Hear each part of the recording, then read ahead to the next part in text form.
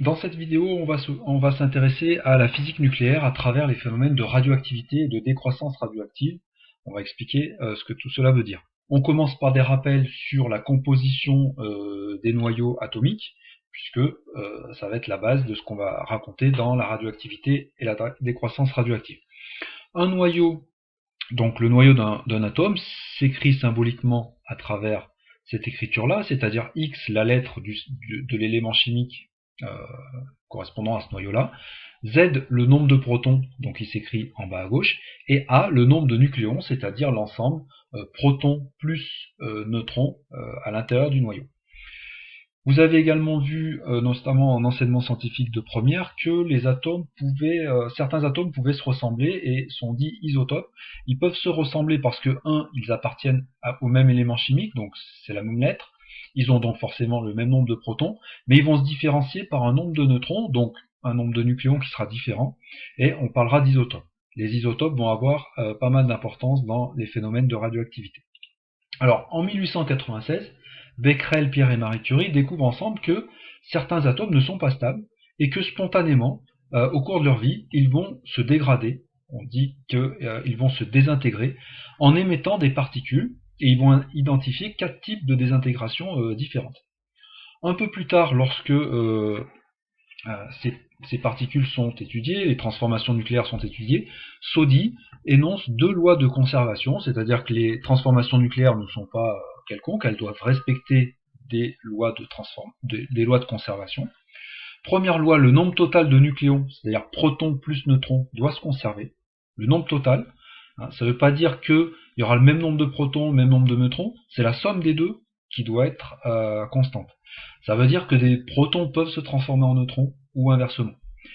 Et deuxième loi de conservation, la charge électrique globale. Et on va voir comment ces deux lois se retrouvent dans les écritures formelles qu'on va faire des transformations nucléaires. Alors les 4 types de désintégration, on les passe en revue. Premier type, le type alpha. Historiquement, c'est d'ailleurs le premier type de radioactivité que Becquerel et Pierre et Marie Curie rencontrent. Donc, spontanément, les noyaux radioactifs alpha vont émettre une particule alpha. Une particule alpha, c'est rien d'autre qu'un noyau d'hélium, c'est-à-dire que ça peut être symbolisé par, comme un noyau d'hélium, He2,4, ou bien alpha 2,4. C'est la même chose. Et vous avez l'exemple de l'uranium 235 qui est radioactif alpha, et qui donc émet une particule alpha, pour respecter les lois de conservation. Donc justement, on va voir comment elles se traduisent. Vu que le nombre total de nucléons se conserve, et que le nombre total de nucléons est indiqué par la ligne du haut, eh bien on retrouve que il y a conservation des nombres indiqués sur la ligne du haut. 235 nucléons, et se conservent, puisqu'on en retrouve 231 dans le thorium, et 4 dans la particule alpha. Pareil pour les charges électriques, vu que dans un noyau les charges électriques ce sont les protons, eh bien vous avez 92 charges électriques positives pour l'uranium, et on les retrouve sous la forme de 90 plus 2 ici. Donc ça c'était la radioactivité alpha. Bêta-, donc c'est un autre type de radioactivité, mais c'est le même principe. La différence c'est que c'est pas la même particule qui est éjectée par le noyau. Ici la particule éjectée est donc une particule bêta-, et c'est le nom en physique nucléaire d'un électron. Ça se notera donc petit e, moins 1, 0. Alors moins 1, ça ne veut pas dire qu'il y a moins 1 proton dans un électron. Ça veut simplement dire que l'électron est chargé négativement, c'est-à-dire à l'opposé d'un proton. Ou on peut aussi écrire bêta, moins 1, 0. Le carbone 14 est par exemple radioactif bêta-, et en se désintégrant, il va donc émettre sa particule bêta-, et puis par conservation de la charge électrique, on voit que le noyau fils qui va être engendré devra avoir 7 charges positives, il s'agit donc d'un azote, et puis qu'au niveau des nombres de nucléons, vu que l'électron n'est pas un nucléon, c'est-à-dire avec le nombre 0, eh bien l'azote fils aura 14 nucléons. Pour troisième type de radioactivité, bêta+, c'est exactement la même chose que bêta-, sauf que au lieu d'avoir un électron qui est émis, on a l'antiparticule d'un électron qui s'appelle un positon, ou positron, on peut dire aussi, qui se notera petit e pour rappeler que c'est l'antiparticule de l'électron, plus 1 parce que comme étant l'antiparticule, il a une charge positive, et 0 parce que c'est toujours pas un nucléon. Le soufre 16 est par exemple radioactif bêta+, et va engendrer un noyau fils qui est le phosphore 30, donc avec le numéro atomique 15, et plus la particule bêta+. Et on remarque évidemment la conservation du nombre de nucléons et de la charge électrique. Dernier type de radioactivité, radioactivité gamma. Alors là c'est un petit peu particulier parce que la particule émise, c'est une particule gamma, n'est pas chargée électriquement et n'est pas non plus un nucléon. C'est-à-dire qu'en nombre caractéristique, pour la particule gamma, c'est 0 et 0. Alors, comment est-ce qu'on le voit qu'une particule gamma est émise? Eh bien, c'est en termes d'énergie. Les noyaux qui ont un surplus d'énergie et qui vont s'en débarrasser en émettant une particule bêta seront marqués par une astérisque. C'est le cas ici donc du thorium 234. Ce thorium 234, par exemple, est issu d'une première désintégration, par exemple de type alpha, c'est celle qu'on a vue avec l'uranium.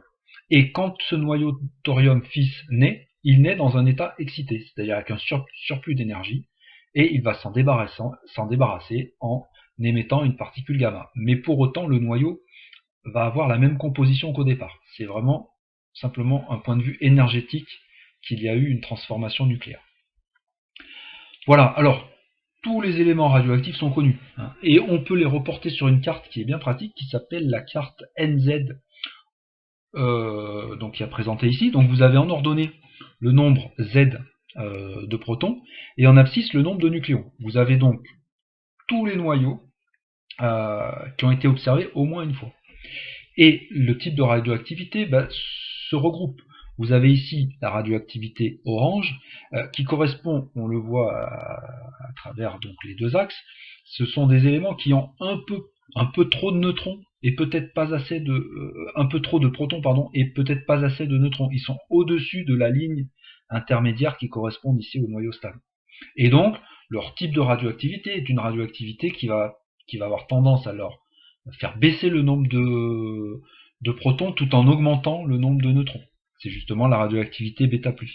En dessous, vous avez les bêta-, c'est l'inverse, ils ont un peu trop de neutrons et pas assez de protons, donc cette transformation inverse, c'est bêta-. Et vous avez les lourds ici, en jaune. Donc les lourds, simplement, ils sont trop gros, il faut qu'ils se divisent en morceaux plus petits. C'est la radioactivité alpha. Et puis, bon, il y a d'autres choses qui sont sur cette carte, mais l'essentiel est dans ce que je viens de dire. Ces particules sont associées à une certaine dangerosité, hein, et à des protections qu'il faut adapter. Les choses sont à la fois bien faites et mal faites. Il se trouve que les particules les plus énergétiques, celles qui pourraient faire le maximum de dégâts, sont évidemment les plus grosses, c'est-à-dire par exemple la particule alpha. Mais étant les plus grosses, c'est en même temps celles qui sont le plus faciles à arrêter. Donc une particule alpha est une particule qui transporte beaucoup d'énergie en elle, et qui pourrait faire de gros dégâts sur des matériaux ou sur des tissus vivants, mais une simple feuille de papier va les arrêter. Les électrons ou les positons étant plus petits, ils sont un peu moins énergétiques, mais en même temps ils sont un peu plus durs à arrêter. Il faudra à ce moment-là une feuille d'aluminium de quelques millimètres d'épaisseur par exemple pour les arrêter, mais ce sont des particules qui vont facilement traverser une feuille de papier.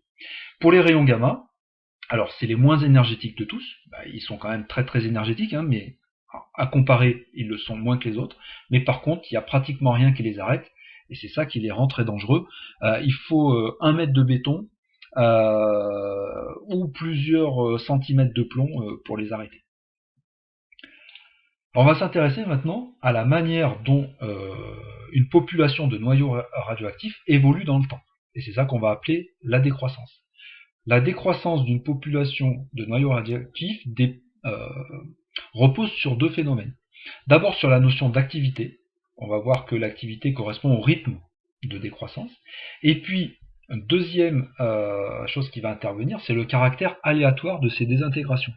Un noyau ne sait pas à l'avance à quel moment il va se désintégrer. C'est un phénomène tout à fait aléatoire.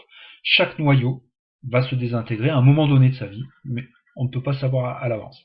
Par contre, une population d'un très grand nombre de noyaux, par effet de grand nombre, on va pouvoir faire des statistiques et savoir comment la population dans son ensemble va évoluer. Mais un noyau, on ne pourra pas le dire. Alors, on reprend ces deux choses.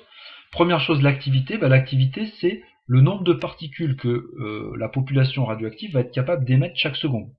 Ça se mesure en becquerel, et un becquerel correspond à une particule émise chaque seconde. Chaque fois qu'un noyau, donc une population plutôt, émet une particule, ça veut dire qu'il y a un noyau radioactif qui a disparu. Et donc l'activité en becquerel d'un échantillon correspond au nombre de noyaux qui disparaît par unité de temps, et donc à la variation du nombre de noyaux par unité de temps. Et qui dit variation par unité de temps, on est en fin d'année, là j'espère que vous reconnaissez la notion de dérivée. L'activité d'un échantillon est donc l'opposé de la dérivée par rapport au temps du nombre de noyaux radioactifs présents dans l'échantillon. Le moins étant évidemment, pour rectifier le signe, le nombre de noyaux décroît au cours du temps, sa dérivée est donc négative, alors qu'on veut une grandeur positive pour l'activité. La deuxième aspect, c'est l'aspect aléatoire. Le fait que chaque noyau a une probabilité pour se désintégrer, et donc va se désintégrer de manière aléatoire, fait que plus il y a de noyaux, plus il y a de chances qu'on observe des particules émises. Et il y a donc proportionnalité entre le nombre de noyaux et l'activité qui en résulte. Le coefficient de proportionnalité étant lambda, qu'on va retrouver tout à l'heure dans les calculs. Quand on mélange ces deux paramètres, eh bien on obtient que l'activité, c'est à la fois l'opposé de la dérivée par rapport au temps du nombre de noyaux, et à la fois proportionnelle au nombre de noyaux. On obtient donc une équation différentielle, dn sur dt plus lambda fois n égale à 0. Et on l'a déjà vu notamment dans le thème d'électricité, ce type d'équation différentielle que l'on peut qualifier du premier ordre sans second membre, admet comme solution une solution de décroissance exponentielle. Le nombre de noyaux décroît exponentiellement au cours du temps, avec un modèle mathématique qui est n de t égale n0 exponentielle moins lambda t. Dans cette décroissance exponentielle, on va pouvoir définir le temps de demi-vie radioactive, qui va, vous allez voir, ressemble fortement au temps de demi-réaction d'une transformation chimique. Le temps de demi-vie, c'est le temps qu'il faut, le temps au bout duquel la moitié de la population initiale se sera désintégrée. Quand on applique cette définition au modèle mathématique, donc si la moitié s'est désintégrée, c'est qu'il en reste la moitié, donc n de t vaut n0 sur 2, égale n0 exponentielle moins lambda t, mais ici c'est donc t1,5. Donc on simplifie par n0, on prend le logarithme népérien, et on arrive à la formule que t1,5 égale ln de 2 sur lambda. Chose remarquable, t1,5 ne dépend pas du nombre de noyaux. Si bien qu'on retrouve une propriété que vous aviez vue en enseignement scientifique, qui est que le temps de demi-vie se retrouve sur la courbe de décroissance exponentielle de la manière suivante. Si on part d'une population qui a une quantité n0, au bout de t1,5, il en reste n0 sur 2. Mais ce n0 sur 2 peut constituer un nouveau départ. Et à partir de ce nouveau départ, au bout à nouveau de t1,5, on aura à nouveau une décroissance de moitié de population. Et on va donc passer de n0 sur 2 à n0 sur 4. Puis à n0 sur 8 au bout de 3 t1,5, etc. etc. C'est la caractéristique de la décroissance exponentielle. C'est d'avoir un rythme de décroissance qui est constant. Tous les t1,5, la courbe, la valeur de la courbe est divisée par 2. Les applications, là aussi, pour revenir sur ce que vous avez fait en enseignement scientifique de première, des méthodes de datation, par exemple au carbone 14, qui repose donc sur la radioactivité du carbone 14 dont on a parlé au départ, ou en médecine, de l'imagerie médicale, à travers la scintigraphie par exemple, c'est-à-dire qu'on envoie vers des cellules ciblées un élément radioactif, en petite quantité, pour pas que ce soit dangereux pour le patient, et on repère ensuite d'où partent les particules radioactives qui sont émises.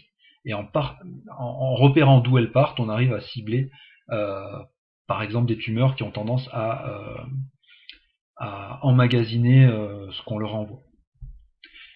Également la radiothérapie pour détruire ou soigner des cellules cancéreuses.